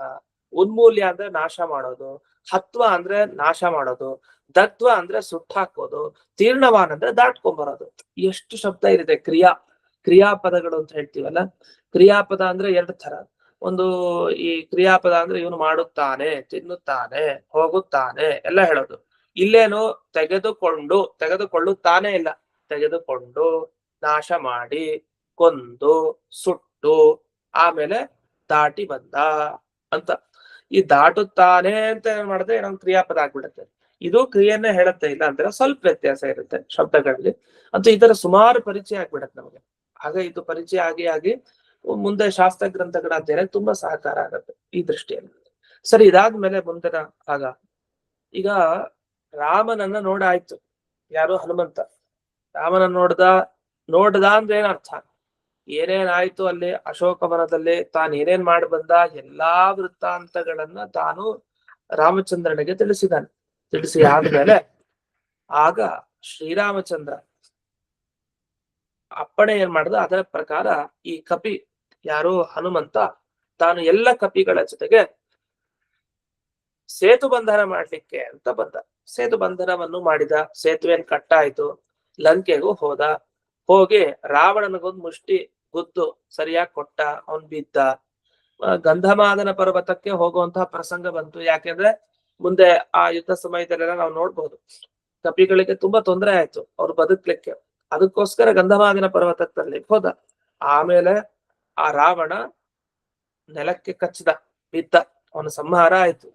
ಮತ್ತೆ ಅಯೋಧ್ಯ ಪಟ್ಟಣಕ್ಕೆ ಬಂದ ಯಾರು ಶ್ರೀರಾಮಚಂದ್ರ ಎಲ್ಲ ಪರಿವಾರದ ಜೊತೆಗೆ. ಅಲ್ಲಿ ಅವನಿಗೂ ಪಟ್ಟಾಭಿಷೇಕನೂ ಆಯ್ತು. ಇಷ್ಟೆಲ್ಲ ಇದೆ ಈಗ ಈ ಶ್ಲೋಕದಲ್ಲಿ. ಎಲ್ಲೆಲ್ಲಿದೆ ಅಂತ ಅಲ್ಲಿ ಮೇಲಿನ ಪದಗಳನ್ನು ನೋಡ್ಬೋದು ನೀವು. ಆ ಶ್ಲೋಕದಲ್ಲಿ ಆ ಶ್ಲೋಕದ ಒಂದು ಪದ ನೋಡ್ಬೇಕು, ಈ ಟಿಪ್ಪಣಿ ವಿವರಣೆ ಏನ್ ಮಾಡಿದ್ದಾರೆ ಅಂತ ನೋಡ್ಬೇಕು. ಹಿಂಗೆ ಒಟ್ಟೊಟ್ಟಿಗೆ ಒಂದೊಂದು ಕೆಲಸ ಇರುತ್ತೆ. ಅದಕ್ಕೆ ಮೊದಲೇನ್ ಮಾಡಿದ್ದು, ಶ್ಲೋಕದ ಸರಳವಾದ ಅರ್ಥ ತಿಳ್ಕೊಂಡ್ಬಿಡ್ಬೇಕು. ಆಮೇಲೆ ಆ ಒಂದೊಂದು ಪದಗಳ ಸ್ವಾರಸ್ಯ ತಿಳಿಲಿಕ್ಕೆ ರಾಯರ ಈ ವ್ಯಾಖ್ಯಾನವನ್ನ ನೋಡ್ತಾ ಹೋಗ್ಬೇಕು. ಅಂದ್ರೆ ಸುಮಾರು ದಿವಸ ತಗೊಳುತ್ತೆ. ಒಂದು ಸರಿಯಾಗಿ 1-2 ತಿಂಗಳು ನಿಧಾನಕ್ಕೆ ಓದಿ ಅಭ್ಯಾಸ ಮಾಡ್ಕೊಂಡ್ಬಿಟ್ರೆ ಮುಂದೆ ಅನುಕೂಲ ತುಂಬಾ. ಸರಿ, ಈಗ ನೋಡಿ ಇಷ್ಟೆಲ್ಲ ವಿಷಯ ಹೇಳಿದ್ನಲ್ಲ, ಇದೊಂದು ಪ್ಯಾರಾದ ವಿಷಯ ಇದೆ ಹೇಳಿದ್ದು ಇಷ್ಟವರೆಗೆ. ಇದು 8ನೇ ಪೇಜ್ ನಲ್ಲಿ ಪ್ರಾರಂಭ ಆಗುತ್ತೆ ಈಗ. ಅಥ ರಾಮಂ ದೃಷ್ಟ, ರಾಮನನ್ನು ನೋಡಾಯ್ತು ಅಂದ್ರೆ ಅರ್ಥ ಸಕಲ ವೃತ್ತಾಂತ ವಿಜ್ಞಾಪನ ಅನಂತರಂ, ಎಲ್ಲ ವೃತ್ತಾಂತ ವಿಚಾರಗಳನ್ನ ವಿಜ್ಞಾಪನೆ ಮಾಡ್ತಾ ಎಲ್ಲ ತಿಳಿಸ್ಕೊಟ್ಟ ಅಂತ ಅರ್ಥ. ಇದಾದ್ಮೇಲೆ ಹರಿ ಅಂತ ಒಂದು ಶಬ್ದ ಇಲ್ಲಿ ವ್ಯಾಖ್ಯಾನದಲ್ಲಿ ಬಂದಿದೆ. ಹರಿ ಅನ್ನೋ ಶಬ್ದಕ್ಕೆ ಏನರ್ಥ? ಕಪಿ ಅಂತ ಅರ್ಥ. ಹರಿ ಶಬ್ದಕ್ಕೆ 14 ಅರ್ಥ ಇದೆ, ಬೇಕಾದಷ್ಟು ಇನ್ನೂ ಇದೆ. 14 ಅರ್ಥ ಅಂತೂ ಇದೆ. ಹರಿ ಅಂದ್ರೆ ಇಂದ್ರದೇವರು ಅಂತ ಅರ್ಥ. ಹರಿ ಅಂದ್ರೆ ಒಂದು ಕೋತಿ ಅಂತ ಅರ್ಥ. ಹರಿ ಅಂದ್ರೆ ಶ್ರೀಹರಿ ವಿಷ್ಣು ಅಂತ ಅರ್ಥ. ಇಲ್ಲಿ ಹರಿ ಅನ್ನುವ ಶಬ್ದಕ್ಕೆ ಕಪಿಗಳು ಅಂತ ಅರ್ಥ. ಸಹರಿಹಿ ಅಂತಂದ್ರೆ ಅರ್ಥ ಒಂದು ಸಹ ಹರಿಹಿ ಅಂತ ಬಿಡಿಸ್ಕೊಂತ, 2 ತರ ಬಿಡಿಸ್ಕೊಳ್ತಾರೆ. ಸಹ ಹರಿಹಿ ಅಂದ್ರೆ ಆ ಕಪಿ, ಆ ಹನುಮಂತ ಹೀಗ್ ಮಾಡ್ದ. ಅಥವಾ ಸಹರಿಹಿ ಅಂದ್ರೆ ಹರಿಗಳ ಜೊತೆಗೆ, ಅಂದ್ರೆ ಕಪಿಗಳ ಜೊತೆಗೆ ಸಹರಿಹಿ ಯಾರು ಹನುಮಂತ ಅಂತ ಹೀಗೂ ಅರ್ಥವನ್ನ ಮಾಡ್ಬೋದು. ಇವ್ರೇನ್ ಮಾಡ್ದ, ಸೇತುನ ಅಂದ್ರೆ ಸಮುದ್ರ ಸೇತು ಬಂಧೇನ ಸಮುದ್ರಕ್ಕೆ ಮಾಡಿದಂತಹ ಸೇತು ಬಂಧ ಏನಿದೆ, ಆ ಸೇತು ಬಂಧದ ಮುಖಾಂತರ ಲಂಕೆಗೆ ಹೋದ. ಆಶ್ಚರ್ಯ, ಹನುಮಂತ ತಾನೊಬ್ಬ ಬೇಡ, ನೀವು ಸೇತುವೆ ಕಟ್ಕೊಂಡು ನಿಧಾನಕ್ಕೆ ನಡ್ಕೊಂಡ್ ಬನ್ನಿ, ನಾನು ಅಷ್ಟೊತ್ತಿಗೆ ಲಂಕೆಗೆ ಹೋಗಿರ್ತೀನಿ, ಎಲ್ಲಾ ಕೆಲ್ಸ ಮುಗಿಸ್ತಾ ಇರ್ತೀನಿ ಅಂತ ಹೇಳಿಲ್ಲ. ಅವನು ಪಾಪ ಮುಂಚೆ ಈ ಕಡೆಯಿಂದ ಆ ಕಡೆಯಿಂದ ಈ ಕಡೆ ಎಲ್ಲಾ ಹರ್ಕೊಂಡ್ ಬಂದು, ಏನೋ ಪಾಪ ಹಾರ್ಲಿಕ್ಕೆ ಬರಲ್ಲ ನನಗೆ ಅನ್ನೋ ತರ ಈ ಕಪಿಗಳ ಜೊತೆಗೆ ಮತ್ತೆ ರಾಮನ ಜೊತೆಗೆ ಎಲ್ಲರ ಜೊತೆಗೆ ತಾನು ನಿಧಾನ ನಡ್ಕೊಂಡ್ ಬಂದ. ಸೇತುವೆ ಮೇಲೆ ನಿಂತ್ಕೊಂಡು ನಡ್ಕೊಂಡ್ ಬಂದ. ನಡೆಯೋ ಅವಶ್ಯಕತೆನೇ ಇರ್ಲಿಲ್ಲ ಹನುಮಂತನಿಗೆ. ಅಂದ್ರೆ ಈ ತರ ಎಲ್ಲ ಹನುಮಂತ ಮಾಡ್ತಾ ಇರ್ತಾನೆ. ತನಗ್ ಶಕ್ತಿ ಇದ್ರೂ ಕೂಡ ಭಗವಂತನಾಗ್ದೆ ಭಗವಂತನ್ ಮೀರ್ಬಾರ್ದು ಅಷ್ಟೇ, ಹೋಗ್ತಾ ಇರ್ತಾನೆ. ಹೊಸ ಭಗವಂತನ್ ಮೀರ್ಲಿಕ್ಕೇನಾಗಲ್ಲ, ಅಂದ್ರೆ ಆಜ್ಞೆಯನ್ನು ಮೀರಲ್ಲ ಅಂತ ತಾತ್ಪರ್ಯ. ಇನ್ನು ಮುಂದಿನ ಶಬ್ದ ಪಿಷ್ಟ ದುಷ್ಟ ಅಂತ ಶ್ಲೋಕದಲ್ಲಿ ಬಂದಿದೆ. ಪಿಷ್ಟ ದುಷ್ಟ. ದುಷ್ಟ ಅಂದ್ರೆ ರಾವಣನ ಪಿಷ್ಟ ಮಾಡಿ ಹಾಕ್ದ ಅಂದ್ರ. ಪಿಷ್ಟ ಮಾಡೋದು ಅಂತಂದ ಅರ್ಥ ಏನು? ಕುಟ್ ಹಾಕೋದು ಅಂತ ಚೆನ್ನಾಗಿ. ಈಗ ಈ ಧಾನ್ಯಗಳಿರ್ತಲ್ಲ, ಅಕ್ಕಿ ಅದು ಎಲ್ಲ, ಇದನ್ನೆಲ್ಲ ಕುಟ್ ಹಾಕೋದು ಹೇಗಿರುತ್ತಲ್ಲ, ಕುಟ್ ಹಾಕಿದ್ದಾದ್ಮೇಲೆ ಆ ಹಿಟ್ಟು ಸಿಗತ್ತೆ, ಅದನ್ನ ಪಿಷ್ಟ ಅಂತ ಕರೀತಾರೆ. ಪಿಷ್ಟ ಅಂದ್ರೆ ಚೆನ್ನಾಗಿ ಕುಟ್ಟ ಆದ್ಮೇಲೆ ಸಿಗುವಂತ ಪದಾರ್ಥ, ಅದನ್ನ ಪಿಷ್ಟ ಅಂತ ಕರೀತಾರೆ. ಇಲ್ಲಿ ಹನುಮಂತನನ್ನು ಚೆನ್ನಾಗಿ ತನ್ನ ಮುಷ್ಟಿಯಿಂದ ಪಿಷ್ಟ ಆ ತರ ಪುಡಿ ಮಾಡಿ ಹಾಕಿದಾನೆ. ಅಂದ್ರೆ ಆ ಲೆವೆಲ್ ಬಿದ್ದಿದ್ದ ಯಾರೋ ಈ ರಾವಣ. ಆ ತರ ಹನುಮಂತನ ಒಂದು ಗುದ್ದು ಅವನ ಮೇಲೆ ಪ್ರಭಾವ ಬೀರಿತ್ತು. ಇದಾದ್ಮೇಲೆ ಭೂಭೃನ್ ನೀಹಿ ಅಂತ ಒಂದು ಅಪರೂಪದ ಶಬ್ದ ಹಿಂದೆ ಬಂದಿತ್ತು. ಭೂಭೃತ್ ನೀಹಿ. ಭೂ ಅಂದ್ರೆ ಪರ್ವತ, ಇದು ಭೂಮಿ, ಭೂಮಿಯನ್ನ ಧರಿಸಿರೋದು ಪರ್ವತ ಅಂದ್ರೆ ಗಂಧಮಾದನ ಪರ್ವತ ಅಂತ ಅರ್ಥ ಇಲ್ಲಿ. ಭೂಭೃತ್ ಅಂತ ಕರೀತಾರೆ. ಆ ಪರ್ವತವನ್ನ ತಾನು ತಗೊಂಡ್ ಬಂದ. ಯಾಕೆ? ಕಪೀನ್ ಉಜ್ಜೀವಯಿತು, ಕಪಿಗಳನ್ನು ಬದುಕಿಸ್ಲಿಕ್ಕೆ, ಅದಕ್ಕೆ ಜೀವನ ಮತ್ತೆ ಪ್ರಾಣ ಹೋಗದೆ ಇರ್ಲಿಕ್ಕೆ ಹಾಗೆ ಮಾಡ್ದ. ವಸ್ತುತಃ ಅವನ್ ಇಷ್ಟೊಂದು ಕಷ್ಟ ಪಡ್ಬೇಕಾಗಿಲ್ಲ. ಕಪಿಗಳೆಲ್ಲ ಒಳಗಡೆ ಅವನೇ ಇರೋದು, ಅದನ್ನ ಅವನೇ ಗಟ್ಟಿಯಾಗಿ ಕೂತು ಬಿಟ್ರೆ ಸಾಕು. ಮುಖ್ಯ ಪ್ರಾಣದೇವರ ರೂಪ ಅಲ್ವಾ, ಉಸಿರಾಟದ ರೂಪದಲ್ಲಿ ವಾಯುದೇವರು ಇದ್ದೇ ಇರ್ತಾರೆ ಎಲ್ಲರಲ್ಲೂ. ಅದ್ ನಾವು ಗಂಧಮಾದನ ಪರ್ವತ ತಗೊಂಬರೋ ಅವಶ್ಯಕತೆ ಇರ್ಲಿಲ್ಲ. ಆದ್ರೆ ಗಂಧಮಾದನ ಪರ್ವತ ಯಾಕೆ ತಗೊಂಡ್ಬಂದಿದ್ದು ಅನ್ನೋದಕ್ಕೆ ವಾಯುಸ್ತುತಿಯಲ್ಲಿ ಅದಕ್ಕೆ ವಿವರಣೆ ಇದೆ ಬಹಳ ಚೆನ್ನಾಗಿ. ಮುಂದೆ ನೋಡೋಣ, ವಾಯುಸ್ತುತಿ ಪಾಠದಲ್ಲೂ ಬರುತ್ತೆ. ಅಂದ್ರೆ ಇದೆಲ್ಲ ಒಂದೊಂದೊಂದೊಂದಕ್ಕೆ ಲಿಂಕು. ನಿಮ್ಗೆ ಬರೋ ರಾಮಾಯಣ ಕಥೆ, ಬರೋ ಹನುಮಂತನ್ ಕಥೆ ಏನೇನಿದೆ ಇದು ಸಂಗ್ರಹ ರಾಮಾಯಣದಲ್ಲಿ ಸಿಗತ್ತೆ, ಮಣಿಮಂಜರಿಲಿದೆ, ಈ ಕಡೆ ಹನುಮಧ್ವ ವಿಜಯದಲ್ಲಿ ಸಿಗತ್ತೆ, ಈ ಕಡೆ ವಾಯುಸ್ತುತಿಲಿ ಬರುತ್ತೆ. ಎಲ್ಲಾ ಕಡೆ ಅದದೇ, ಆದ್ರೆ ವ್ಯತ್ಯಾಸ ಇದೆ. ಒಬ್ಬೊಬ್ರು ಹೇಳೋ ವಿಷಯದಲ್ಲಿ ವ್ಯತ್ಯಾಸ ಇರುತ್ತೆ. ಒಬ್ರು ಒಂದಕ್ಕೆ ಒತ್ತು ಕೊಟ್ಟು ಜಾಸ್ತಿ ಕೊಟ್ಟಿರ್ತಾರೆ, ಇನ್ನೊಬ್ರು ಇನ್ನೊಂದಕ್ಕೆ ಒತ್ತು ಕೊಟ್ಟಿದ್ದಾರೆ. ಯಾಕೆ ಹೀಗೆ ವ್ಯತ್ಯಾಸ ಆಯ್ತು ಅಂತ ಇನ್ನೊಂದು ವಿಮರ್ಶೆ ಇದೆ ಇದ್ರ ಮೇಲೆ. ಅದಕ್ಕಿನ್ನೂ ನಾವು ಹೋಗಿಲ್ಲ ಈಗ ಸದ್ಯಕ್ಕೆ. ಮಧ್ಮಧ್ಯಕ್ಕೆ ಅದರಲ್ಲೇ ವಿಮರ್ಶೆ ಮಾಡ್ತಾ ಇದೀವಿ. ಒಟ್ಟಿಗೆ ಆಮೇಲೆ 4 ಗ್ರಂಥದಲ್ಲಿ ಏನೇನಾಯ್ತು ಅಂತ ಒಂದು ಸಿಂಹಾವಲೋಕನ ನ್ಯಾಯ ಮಾಡ್ಬೇಕು ಅಂತ. ಸಿಂಹ ಮುಂದಕ್ಕೆ ಹೋಗಿ ಒಮ್ಮೆ ಹಿಂದೆ ತಿರುಗತ್ತಲ್ಲ, ಆತರ ನಾವು ಮುಂದಕ್ಕೆ ಹೋಗಿ ಒಂದ್ 4 ಗ್ರಂಥ ಓದಿ ಮತ್ತೆ ಹಿಂದಕ್ಕೆ ಒಮ್ಮೆ ತಿರುಗ್ಬೇಕು. ವಸ್ತುತಃ ಅದು ನಾವು ಹೋಮ್ ವರ್ಕ್ ತರ ಮಾಡ್ಕೊಬೇಕಷ್ಟೇ. ಆತರ ಮಾಡ್ಕೊಂಡಾಗ ನಮಗ್ ಅರ್ಥ ಆಗತ್ತೆ, ಓ ಏನ್ ಹೇಳಿದ್ದಾರೆ ಈ ಗ್ರಂಥದಲ್ಲಿ ಅಂತ. ಹಾಗಾಗಿ ಹಿಂದೆ ಮಣಿಮಂಜರಿ ಗ್ರಂಥಲ್ಲೂ ರಾಮಾಯಣ ಭಾಗ ತೆಗಿಬೇಕು, ಆ ರಾಮಾಯಣದ ಭಾಗ ನೋಡ್ತಾ ಇರ್ಬೇಕು ಏನ್ ಹೇಳಿದಾರೆ ಅಲ್ಲಿ ಅಂತ. ಆಮೇಲೆ ಸಂಗ್ರಹ ರಾಮಾಯಣ ತೆಗಿಬೇಕು, ಅಲ್ಲಿ ನೋಡಿದಾಗ ಆ ರಾಮಾಯಣ ಈ ರಾಮಾಯಣ ಏನ್ ಮಾಡಿದ್ದಾರೆ ಅಲ್ಲಿ ಇಲ್ಲಿ ವಿಷಯ ನೋಡ್ಬೇಕು. ಯಾಕಂದ್ರೆ ಒಬ್ಬರೇ ಗ್ರಂಥಕರ್ತಗಳು ಈ 3 ಗ್ರಂಥ ಬರ್ತಿರೋದು. ವಾಯುಸ್ತುತಿಯನ್ನ ತ್ರಿವಿಕ್ರಮ ಪಂಡಿತಾಚಾರ್ಯ ರಚನೆ ಮಾಡಿದ್ರು. ತ್ರಿವಿಕ್ರಮ ಪಂಡಿತಾಚಾರ್ಯ ಯಾಕೆ ಇದು ಹನುಮಂತನ ಕಥೆಯನ್ನ ಅಲ್ಲಿ ಇರುವಂತಹ ಈ ಕೆಲವು ವಿಷಯನ ಒತ್ತು ಕೊಟ್ಟಿದ್ದಾರೆ. ಅವರ ದೃಷ್ಟಿಯಲ್ಲಿ ಈ ಗಂಧಮಾದನ ಪರ್ವತ ಭಗವಂತ ಹನುಮಂತ ಏನ್ ತಗೊಬಂದ ಹೋಗಿ ಏಕಕ್ಷಣೆ ತ್ವಾಂಹಿ ಲೋಕ ಅಂತ ಅಲ್ಲಿ ಬರುತ್ತೆ ವಾಯುಸ್ತುತಿಯಲ್ಲಿ. ಅಂದ್ರೆ ಒಂದು ಕ್ಷಣದಲ್ಲಿ ಇವ್ರು ಹಿಂಗ್ ಕಣ್ಣು ಮುಚ್ಚಿ ಹಿಂಗ್ ರೆಪ್ಪೆ ಇರುತ್ತಲ್ಲ, ಹಿಂಗ್ ಬಡಿಯತ್ತಲ್ಲ, ಈಗ ನಾವ್ ಹಿಂಗ್ ಕಣ್ ಮುಚ್ಚಿ ಹಿಂಗ್ ತೆಗಿತೀವಲ್ಲ, ತೆಗಿಯೋಷ್ಟೊತ್ತಿಗೆ ಹಿಂಗ್ ಗಂಧಮಾದನ ಪರ್ವತ ಇತ್ತಂತೆ ಕಣ್ಮುಂದೆ. ಅಂದ್ರೆ ಇನ್ ಎಂಥ ಸ್ಪೀಡ್ ನಲ್ಲಿ ಹೋಗಿದಾರೆ ಹನುಮಂತ ಅಂತ ಊಹೆನೂ ಸಾಧ್ಯ ಇಲ್ಲ. ಆ ವಾಯು ವೇಗ ಅಂದ್ರೆ ಅಂತ ವೇಗ, ಅವ್ನ್ ವಾಯುಪುತ್ರನೇ ಅಂತ ಅದರಿಂದಲೇ ಸಿದ್ಧ. ಇಷ್ಟು ವೇಗ ಇರೋನ್ಗೆ ಕಾಪಾಡ್ಲಿಕ್ಕೆ ಆಗ್ತಾ ಇರ್ಲಿಲ್ವ, ಅಲ್ಲೇ ಕಾಪಾಡ್ಬೋದಿತ್ತು. ಅದೊಂದು ಸಾಮರ್ಥ್ಯ ತೋರಿಸ್ಬೇಕಲ್ಲ ಇಷ್ಟಿದೆ ಅಂತ. ಅದರಿಂದ ಏಕಕ್ಷಣ, ಒಂದು ಕ್ಷಣದಲ್ಲಿ ಹನುಮಂತ ತಂದ. ಆ ಕ್ಷಣ ಅನ್ನೋದಕ್ಕೆ ಏನರ್ಥ? ನಿಮೇಷ. ನಿಮೇಷ ಅಂದ್ರೆ ಕಣ್ರೆಪ್ಪೆ, ಒಂದು ಕಣ್ರೆಪ್ಪೆ ಬಡದು ಹಿಂಗ ಹೋಗತ್ತಲ್ಲ, ಅದು ಒಂದು ನಿಮೇಷ. ಅಷ್ಟ್ರಲ್ಲಿ ಹೋಗಿ ಗಂಧಮಾದನ ಪರ್ವತ ತಗೊಂಡ್ಬಂದಿದ್ದಾರೆ. ಇದು ಹೇಗೆ ಊಹಿಸ್ಲಿಕ್ಕೂ ಆಗಲ್ಲ. ಇದೇ ಹನುಮಂತನ ಶಕ್ತಿ ಅಂತ. ಯಾಕೆ 1 ನಿಮಿಷ ಅಂದ್ರೆ ನಮ್ಗೆ ಒಂದು ಊಹೆಗಾರ ಬರುತ್ತೆ, 1 ನಿಮಿಷ ಅಂದ್ರೆ ಇಷ್ಟು ಸೆಕೆಂಡ್ ಆಗುವಷ್ಟರಲ್ಲಿ ಹನುಮಂತ ಹಿಂಗ್ ಹೋಗಿ ಹಿಂಗ್ ಬಂದ ಅಂತ. ಹಂಗಲ್ಲ, ಅದು ಊಹಿಸ್ಲಿಕ್ಕೆ. ಯಾಕಂದ್ರೆ ಕಣ್ರೆಪ್ಪೆ ಹಿಂಗ್ ಅನ್ನೋಷ್ಟಕ್ಕೆ ಬರುತ್ತೆ ಅಂದ್ರೆ ಇನ್ ಎಷ್ಟು ಸ್ಪೀಡ್ ಅದು, ಅಂದ್ರೆ ಅಷ್ಟು ವೇಗ ಆ ಹನುಮಂತನಲ್ಲಿ ಇದೆ ಅಂತ ಇದು ತೋರಿಸ್ಬೇಕಾಗಿತ್ತು. ಅದಕ್ಕೋಸ್ಕರ ಹನುಮಂತ ಗಂಧಮಾದನ ಪರ್ವತ ತಗೊಂಡ್ಬಂದ. ಇದನ್ನು ವಾಯುಸ್ಥಿತಿಯಲ್ಲಿ ಒತ್ತು ಕೊಟ್ಟು ಹೇಳ್ತಾರೆ ಈ ಭಾಗವನ್ನ. ಸರಿ, ಇದಾದ್ಮೇಲೆ ರಾವಣ ಅವನು ಹೋಗಿದ್ದಾನೆ, ಅವನ ಸಂಹಾರ ಆಗೋಗಿದೆ. ಆಗ ಪುರುಗಹ ಅಯೋಧ್ಯ ಪಟ್ಟಣಕ್ಕೆ ಬಂದಿದ್ದಾರೆ, ಪಟ್ಟಾಭಿಷೇಕ ಆಗಿದೆ. ಇಷ್ಟು ವಿಷಯವನ್ನ ಇಲ್ಲಿ ತಿಳಿಸಿದ್ದಾರೆ. ಇದಾದ್ಮೇಲೆ ಮುಂದೆ ಏನಾಯ್ತು? ಮುಂದೆ ಈ ಇಷ್ಟೇ ಪೇಜಿಗೆ ಬನ್ನಿ, 9ನೇ ಪೇಜಿನ ವಿವರಣೆ. ಈಗ ಉರುದಯ ಅಂದ್ರೆ ಹನುಮಂತನ ಮೇಲೆ ತುಂಬಾ ದಯೆಯನ್ನ ರಾಮಚಂದ್ರ ತೋರಿಸಿದ. ಏನ್ ತೋರಿಸಿದ ಅಂದ್ರೆ ಹನುಮಂತನಿಗೆ ಏನೋ ಒಂದು ಒಳ್ಳೇದನ್ನ ಮಾಡ್ಬೇಕು, ಯಾಕಂದ್ರೆ ಇಷ್ಟೊಂದು ಸಾಧನೆ ಮಾಡಿದ್ದಾನೆ. ಅವಾಗ ಏನ್ ಮಾಡ್ದ? ಸಹಭೋಗ ಭಸ್ಮೈ ಅಂತ ಮಧ್ವ ವಿಜಯದಲ್ಲಿ ವರ್ಣನೆ ಮಾಡ್ತಾನೆ.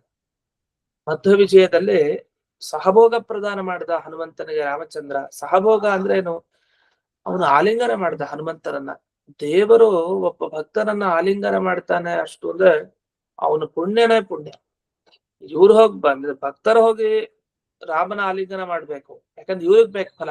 ಸ್ವಯಂ ಶ್ರೀರಾಮಚಂದ್ರ ಹನುಮಂತನ ಆಲಿಂಗನ ಮಾಡ್ದ ಅಂದ್ರೆ ಇನ್ನು ಎಂಥ ಸುಖ ಆನಂದ ಆ ಹನುಮಂತನಿಗೆ ಇರ್ಬೇಕು. ಅಂಥ ಸುಖವನ್ನ ಕೊಟ್ನಲ್ಲ, ಅದೇ ಉರುದಯ, ಅದೇ ದೊಡ್ಡ ಕೃಪಾ ಕಟಾಕ್ಷ ಭಗವಂತಂದು.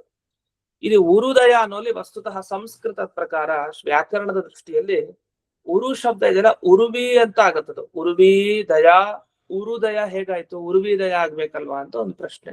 ಅದಕ್ಕೆ ಹಾಗೇನಿಲ್ಲ, ಉರುದಯ ಅಂತ ಅದಾಗತ್ತೆ ಅಂತ ಒಂದು ವಿವರಣೆಯನ್ನು ಕೊಟ್ಟಿದ್ದಾರೆ. ಅದು ಪೂರ್ಣ ವ್ಯಾಕರಣ ಸೂತ್ರಗಳ ಅಧ್ಯಯನ ಮಾಡ್ಬೇಕು ನಾವು ಇದಕ್ಕೆಲ್ಲ. ಅಂದ್ರೆ ವ್ಯಾಕರಣ ಸೂತ್ರಗಳನ್ನ ಅಲ್ಲಲ್ಲಿ ಕೊಟ್ಟಿರೋದನ್ನ ನಾವು ಸರ್ಚ್ ಮಾಡಿದ್ರೆ ಸಿಗುತ್ತೆ. ಅದನ್ನು ಮುಂದೆ ನೋಡೋಣ. ಈ ಪಾಠದಲ್ಲಿ ನಮಗೆ ಇನ್ನೂ ಏನೇನು ಹಲವು ವಿಷಯ ಇದೆ ಅದರ ಶೈಲಿ ತಿಳ್ಕೊಳ್ಳೋಣ. ಆಮೇಲೆ ನಿಧಾನಕ್ಕೆ ಒಂದೊಂದೇ ಪರಿಚಯವನ್ನು ಮಾಡ್ತಾ ಹೋಗ್ತೀನಿ. ಇದಾದ್ಮೇಲೆ ಸೀತಾ ಸಮೇತಂ ರಾಮಂ ಪೂಜಯಿತ್ವ. ಸೀತಾ ಸಮೇತ ರಾಮ ಇದ್ದಾನೆ ಅಯೋಧ್ಯ ಪಟ್ಟಣದಲ್ಲಿ, ಅವನನ್ನ ಎಲ್ಲಾ ತರ ಪೂಜೆ ಮಾಡ್ತಾ ಸಂಪೂಜ್ಯ ಸರ್ವ ವಿಧೇಯ ಅಂದ್ರೆ ಮನಸ ವಚಸ ಕಾರ್ಯನ. ಮನಸ್ಸಿನಿಂದ ರಾಮನ್ ಬಗ್ಗೆ ಯೋಚಿಸೋದು, ಮಾತಿನಲ್ಲಿ ರಾಮ ರಾಮ ಅನ್ನೋದು, ದೇಹದಲ್ಲಿ ಕಾಲು ಬೀಳೋದು ಭಗವಂತನ ಕಾಲಿಗೆ ಕೈ ಮುಗಿಯೋದು, ಇದೆಲ್ಲ ಹನುಮಂತ ತಾನು ಮಾಡ್ತಾ ಇದ್ದ. ಕೊನೆಗೆ ಕಿಂಪುರುಷ ಖಂಡಕ್ಕೆ ಹೋಗಿ ಸೇರ್ದ. ಹೇಗೆ ಭರತ ಖಂಡ ಇದೆ ಹಾಗೆ ಕಿಂಪುರುಷ ಖಂಡ ಇದೆ. ಆ ಕಿಂಪುರುಷ ಖಂಡದಲ್ಲಿ ವಿಶೇಷ ಏನಂದ್ರೆ ಅಲ್ಲೆಲ್ಲ ನೀವೆಲ್ಲ ಓಡಾಡ್ಲಿಕ್ಕಾಗಲ್ಲ. ಈಗ ಭೂಮಿಯಲ್ಲಿ ಭರತ ಖಂಡದಲ್ಲಿ ನಾವಿದೀವಿ. ಈಗ ಈ ಭರತ ಖಂಡದಲ್ಲಿ ಮನುಷ್ಯರು ಓಡಾಡ್ತಾ ಇದ್ದಾರೆ, ಪ್ರಾಣಿಗಳು ಓಡಾಡ್ತಾ ಇದ್ದಾವೆ. ಆದ್ರೆ ಕಿಂಪುರುಷ ಖಂಡದಲ್ಲಿ ಗಂಧರ್ವರು, ದೇವತೆಗಳು ಇಂಥವ್ರು ಓಡಾಡೋ ಜಾಗ. ಆ ಜಾಗದಲ್ಲಿ ಹನುಮಂತ ಕೂತಿದ್ದಾನೆ, ರಾಮನ ಧ್ಯಾನ ಮಾಡ್ತಾ. ಯಾವಾಗಲೂ ಅಪರೋಕ್ಷೀಕರುವ ನಿರಂತರ ರಾಮ ಒಂದು ರೂಪದಿಂದ ಕಣ್ಮುಂದೆನೆ ಇದ್ದಾನೆ. ಒಂದ್ ರೂಪ ಅವನು ಕೊಟ್ಬಿಟ್ಟಿದ್ದಾನೆ ಯಾರಿಗ ಹನುಮಂತನಿಗೆ, ನೋಡು ನಾನು ಯಾವಾಗಲೂ ನಿನ್ ಮುಂದೆ ನಿಂತಿರ್ತೇನೆ, ನೀನ್ ಭಜನೆ ಮಾಡ್ತಾ ಇರು ಅಂತ.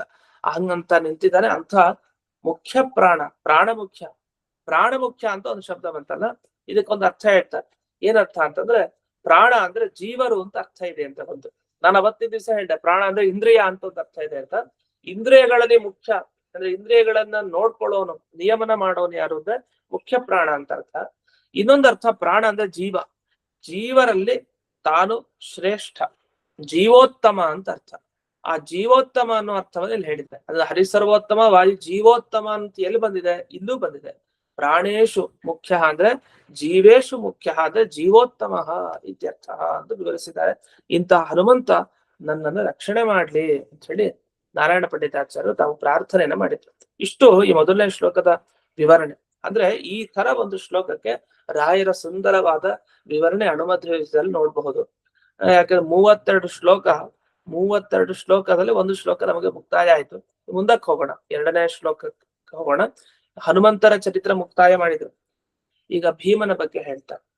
ಎರಡನೇ ವಾಯುದೇವರ ಅವತಾರ ವರ್ಣನೆ ನಮಗೆ ಮಧ್ವ ವಿಜಯದಲ್ಲಿ ಸ್ವಲ್ಪ ವಿಸ್ತಾರವಾಗಿ ಸಿಗತ್ತೆ. ಆದ್ರೆ ಒಂದೇ ಸರ್ಗದಲ್ಲಿ ಮುಗಿಸ್ಬಿಡ್ತಾರೆ ಮಧ್ವ ವಿಜಯದಲ್ಲಿ, ಜಾಸ್ತಿ ಎಳಿಯೋದಿಲ್ಲ. ಆ ಒಂದ್ ಸರ್ಗದಲ್ಲಿ ಮುಗಿಸಿದ್ದನ್ನ ಇವ್ರೇನ್ ಮಾಡ್ತಾರೆ, ಅದಕ್ಕೆ ಒಂದ್ ಶ್ಲೋಕ ಹಾಕೊಂಡು ಮುಗಿಸ್ಬಿಟ್ಟು ಹನುಮಂತನ ಚರಿತ್ರೆನ, ಇನ್ನೊಂದ್ ಶ್ಲೋಕ ಭೀಮನ್ ಬಗ್ಗೆ ಹೇಳ್ಬಿಟ್ಟು. ಅಂದ್ರೆ ಎಷ್ಟು ಸ್ಪೀಡ್ ಅಲ್ಲಿ ಮಧ್ವಾಚಾರ್ಯರ ಚರಿತ್ರೆಗೆ ಹೋಗ್ಬಿಡ್ತಾರೆ ಅಂದ್ರೆ ತುಂಬಾ ಸ್ಪೀಡ್. ಅದು 16 ಸರ್ಗ ಇದೆ, 1008 ಶ್ಲೋಕ ಇದೆ ಇಲ್ಲಿ ಮಧ್ವ ವಿಜಯದಲ್ಲಿ. ಆದ್ರಿಂದ ಏನಾಯ್ತು, 1008ಕ್ಕೆ ಹೋಲಿಸಿದಾಗ ಒಂದ್ ಸರ್ಗದಲ್ಲಿ ಒಂದು 50-52 ಶ್ಲೋಕದಲ್ಲಿ ಏನ್ ಮಾಡಿದ್ದಾರೆ, ಅಷ್ಟನ್ನು ಮುಗಿಸ್ಕೊಂಡಿದ್ದಾರೆ. ಇಲ್ಲಿ ಇರೋದೇ 32 ಶ್ಲೋಕ ಅಂದ್ಮೇಲೆ ಒಂದೊಂದು ಶ್ಲೋಕದಲ್ಲಿ ಅದನ್ನ ಹೇಳಿ ಮುಗಿಸ್ಬೇಕಲ್ಲ. ಅದಕ್ಕೆ ಇಲ್ಲಿ ನಾರಾಯಣ ಪಂಡಿತಾಚಾರ್ಯ ಈ ಕ್ರಮವನ್ನು ಅನುಸರಿಸ್ತಾರೆ ಅಣುಮಧ್ವ ವಿಜಯದಲ್ಲಿ. ಈಗ ಎರಡನೇ ಶ್ಲೋಕಕ್ಕೆ ಹೋಗೋಣ. ಒಂದು ನಿಮಿಷ.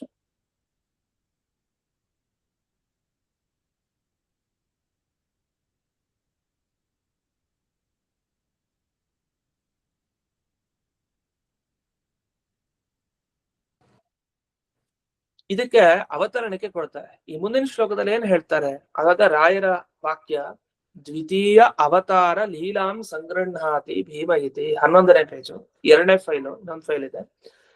ಎರಡನೇ ಅವತಾರದ ಲೀಲೆ ಅಂದ್ರೆ ಭೀಮಾವತಾರದಲ್ಲಿ ಏನೇನು ಲೀಲೆ ಆಯ್ತು ಅದನ್ನ ಸಂಗ್ರಹ ಮಾಡ್ತಾ ಇದ್ದಾರೆ ಈ ಶ್ಲೋಕದಲ್ಲಿ.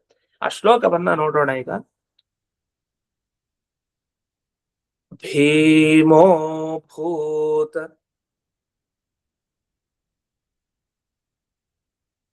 ಯೋ ನ ಭೇದ್ಯಃ ಚಕಿತ ರಿಪುಕೃತ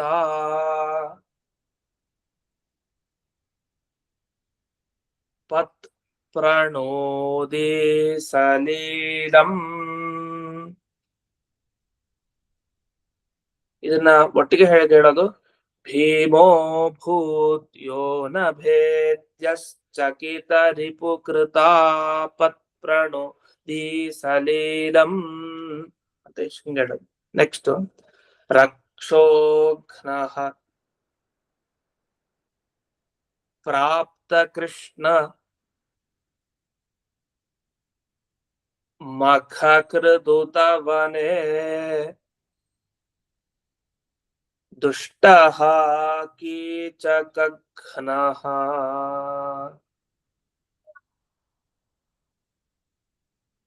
ಹತ್ವಾ ದುರ್ಯೋಧನಾದೀನ್ ಸ್ವಪದಮಧಿಗತೋ ಯದ್ವೇಷಃ ಕ್ರೋಧತಂತ್ರಾಃ ಭೂತ್ವಾ ಭೂಮೌ ಕುಶಾಸ್ತ್ರಂ ವ್ಯಧಿಷತ ಮಣಿಮತ್ ಪೂರ್ವಕಾಃ ಪಾತು ಸೋಸ್ಮಾನ್. ಇಲ್ಲಿ ವಾಯುಸ್ತುತಿಯ ಧಾಟಿಯಲ್ಲಿ ನಮ್ಗೆ ಶ್ಲೋಕ ಕೇಳುತ್ತೆ.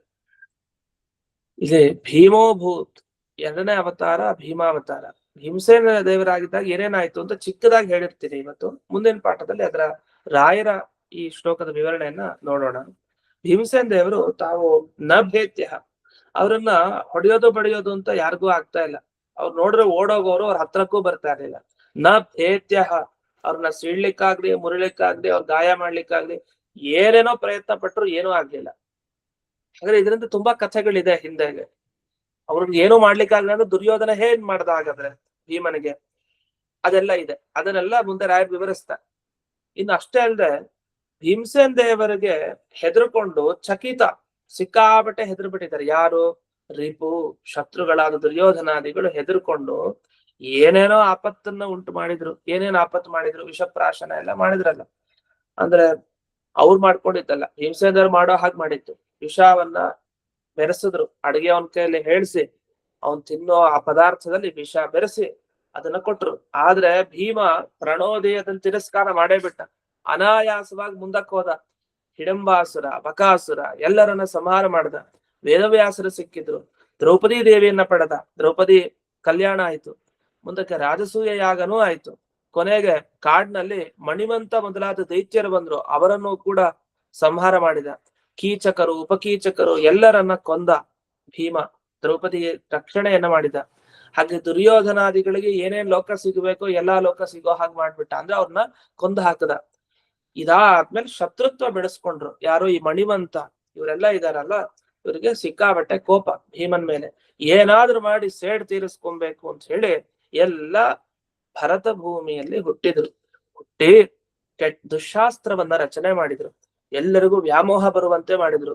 ವಾಯು ತತ್ವಕ್ಕೆ, ಜೀವೋತ್ತಮ ವಾಯುದೇವರು ಅವ್ರ ವಿರುದ್ಧವಾಗಿ, ಸರ್ವೋತ್ತಮನಾದ ಭಗವಂತನ ವಿರುದ್ಧವಾಗಿ ಅನೇಕ ಶಾಸ್ತ್ರಗಳನ್ನ ಬರೆದು ಸೇಡ್ ತೀರಿಸ್ಕೊಳ್ಳಿಕ್ಕೆ ಅಂತ ಹುಟ್ಟಿದ್ರು. ಈ ರೀತಿ ಇದಕ್ಕೆಲ್ಲ ಕಾರಣರಾದ ಭೀಮಸೇನ್ ದೇವರು ನಮಸ್ಕಾರ ಅಂತ. ಅವಾಗ ಏನ್ ಅನ್ಸತ್ ನಮ್ಗೆ, ಇವ್ರಿಂತಾನೆ ಹಾಗಾದ್ರೆ ಭರತ ಭೂಮಿಲಿ ಮಣಿಮಂತ ಎಲ್ಲ ಬಂದಿತ್ತು, ಇಲ್ಲ ಯಾಕೆ ಬರ್ತಾ ಇದ್ರು? ಇವರೆಲ್ಲ ಬಂದಿದ್ದಾರೆ ಅಂತ ಆದ್ಮೇಲೆ ಇದಕ್ಕೆ ಕಾರಣ ಭೀಮಸೇನ್ ದೇವರು, ಇವ್ರನ್ನ ನಾವು ಕಾಪಾಡಿ ಅಂತ ಕೇಳ್ಕೊಳ್ಳೋದ ಅಂದ್ರೆ ನಿಜ. ಯಾಕಂದ್ರೆ ಭೀಮ ತಾನು ಮುಂದೆ ಮಧ್ವರಾಗಿ ಬಂದು ಎಲ್ಲ ಉದ್ಧಾರ ಮಾಡ್ತಾರಲ್ಲ. ಹಾಗಾಗಿ ತಾವು ಎಲ್ಲ ದೈತ್ಯರನ್ನ ಎಲ್ಲಾ ತರನು ಸಂಹಾರ ಮಾಡಿದ್ದಾರೆ. ಅವ್ರ ಜೊತೆ ಶಸ್ತ್ರಾಸ್ತ್ರ ಹಿಡ್ಕೊಂಡು ಯುದ್ಧ ಮಾಡಿದ್ದಾರೆ. ವಾಗ್ಯುದ್ಧನೂ ಮಾಡಿದ್ದಾರೆ. ಮಾತಿನ ಮುಖಾಂತರ ಅಂದ್ರೆ ಶಾಸ್ತ್ರಗಳ ರಚನೆ ಮಾಡಿಯೂ ರಕ್ಷಣೆಯನ್ನ ಮಾಡ್ತಾರೆ ಅಂತ. ಹೀಗೆ ಭೀಮಸೇನ್ ದೇವರ ಒಂದು ಸಂಕ್ಷಿಪ್ತವಾದ ಮುಖ್ಯ ಚರಿತ್ರಾ ಭಾಗವನ್ನ ಒಂದೊಂದು ಪದದಿಂದ ಸೂಚನೆ ಮಾಡಿ ಮುಂದಕ್ಕೆ ಮಧ್ವಾವತಾರಕ್ಕೆ ಹೊರಟೋಗ್ತಾರೆ ತಕ್ಷಣ. ಮತ್ತು ಇಲ್ಲಿವರೆಗೆ ಕೊನೆಗೆ ಭೂಮಿಯಲ್ಲಿ ಅನೇಕ ಮಣಿವಂತ ಮೊದಲಾದವರು ತಾವು ಜನಿಸಿದ್ದಾರೆ ಅಂತ ಬಂದು ದುಶಾಸ್ತ್ರವನ್ನ ಅವರು ರಚನೆ ಮಾಡಿ ಪ್ರಚಾರವನ್ನ ಮಾಡಿದ್ದಾರೆ. ಇಷ್ಟು ಅಂದ್ರೆ ಒಬ್ರ ಮೇಲೆ ಸಿಟ್ಟು ಬಂದಾಗ ನಾವೇನ್ ಮಾಡ್ತೀವಿ, ಮುಂದೆ ಅಂತೂ ಶಸ್ತ್ರಾಸ್ತ್ರ ಹಿಡಿದು ಹೊಡಿಲಿಕ್ಕೆ ಅಥವಾ ನಾವು ಕೈ ತಗೊಂಡು ಅವನಿಗೆ ಬಾರಿಸ್ಲಿಕ್ಕೆ ನಮಗ್ ಆಗಲ್ಲ. ಹಾಗೇನ್ ಮಾಡ್ತೀವಿ, ಹಿಂದ್ ಹೋಗಿ ಅವನ ಬಗ್ಗೆ ಮಾತಾಡ್ಕೊಡೋದು, ಅವ್ನ್ ಹಂಗೆ ಇವ್ನ್ ಹಿಂಗೆ ಅಂತ. ಯಾಕೆ? ಕೈಲಾಗಲ್ವಲ್ಲ. ಮುಂದಂತೂ ಹೊಡಿಲಿಕ್ಕಲ್ಲ, ಧೈರ್ಯ ಇಲ್ಲ, ತಾಕತ್ತಿಲ್ಲ. ಅದಕ್ಕೆ ಹಿಂದೋಗಿ ದುಷ್ಪ್ರಚಾರ ಮಾಡ್ತಾರೆ. ಆ ತರ ಈಗ ಭೀಮಸೇನ್ ದೇವ್ರ ಮುಂದೆ ಹೊಡಿಸ್ಕೊಂಡ್ ಬಡಿಸ್ಕೊಂಡು ಹೋಗಿ ನಾವು ಹಾಗಾದ್ರೆ ಹಿಂಗ್ ಮಾಡ್ತೀವಿ ಅಂತ ಕೆಟ್ಟ ಪ್ರಚಾರ ಮಾಡ್ಲಿಕ್ಕೆ ಅಂತ ಬಂದ್ರು. ಯಾಕೆ? ಜನರಿಗೆ ಹೇಗಾದ್ರೂ ಒಂದು ದಾರಿ ತಪ್ಪಿಸ್ಬೇಕು. ಆ ದಾರಿ ತಪ್ಪಿಸುವಂತ ಕೆಲಸವನ್ನ ಮುಂದಕ್ಕೆ ಮಾಡ್ಲಿಕ್ಕೆ ಇವರೆಲ್ಲ ದೈತ್ಯರು ಅವತರಿಸಿದ್ದಾರೆ ಅಂತ ಇಷ್ಟು ವಿಭಾಗ ಬಂತು. ಇದಾದ್ಮೇಲೆ ರಾಯರು ತಾವೇನ್ ವಿವರಣೆ ಮಾಡಿದ್ದಾರೆ ಭೀಮಾವತಾರದ ಬಗ್ಗೆ ಅದನ್ನ ನಾಳೆ ದಿವಸ ನೋಡೋಣ ಅಂತ ಹೇಳ್ತಾ ಇದ್ದೀರಾ. ಪಾಠವನ್ನ ಅಸ್ಮನ್ ಗುರುವಂತರ್ಗತ ವ್ಯಾಸತೀರ್ಥ ಗುರುವಂತರ್ಗತ ಭಾರತೀಯ ರಮಣ ಮುಖ್ಯ ಪ್ರಾಣಾಂತರ್ಗತ ಶ್ರೀಮನ್ಮೂಲ ಗೋಪಾಲಕೃಷ್ಣನಿಗೆ ಪಡೆಯನ ಮಾಡ್ತಾರೆ. ಶ್ರೀಕೃಷ್ಣ. ನಮಸ್ಕಾರ ಶ್ರೀಮತಿ ನಮಸ್ಕಾರ ಸರ್. ನಮಸ್ಕಾರ ಗುರುಗಳೇ, ಧನ್ಯವಾದ. ನಮಸ್ಕಾರ ಗುರುಗಳೇ, ನಮಸ್ಕಾರ.